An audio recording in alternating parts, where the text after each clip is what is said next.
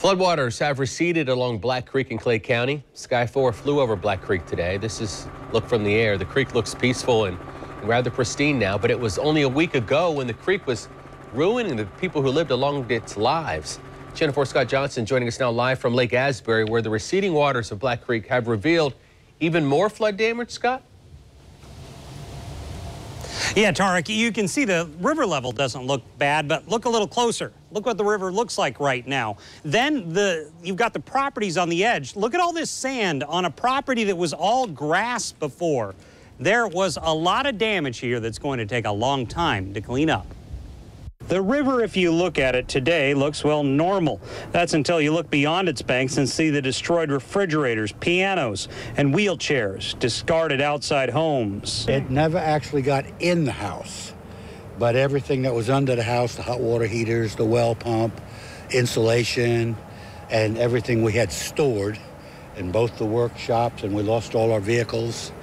So it's pretty devastating. These vehicles right here? Yes, sir. John Griffith says emotionally this has been not easy on either him or his wife, who had to be rescued during the storm. I don't know, it was the Forestry Service or one of them.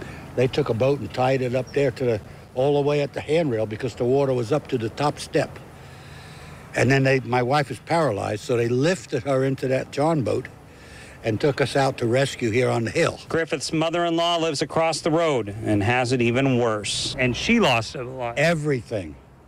House, cars, everything. She is totally devastated. Just to illustrate how bad it was at its worst, they tell me driving over the Henley Road Bridge around the time when the flooding was real bad, they could only see these top decks. Everything down below, totally underwater. In fact, look at the high water marks on Black Creek on the post below the Henley Road Bridge.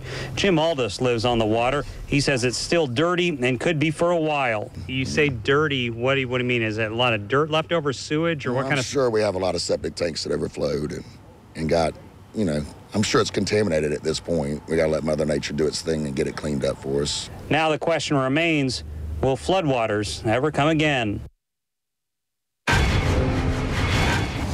And there had been a stop to commuter boats to be used on Black Creek, but I've been talking to locals who say they've seen a good amount still out there. We're live along Black Creek in Lake Asbury. Scott Johnson, Channel 4, the local station.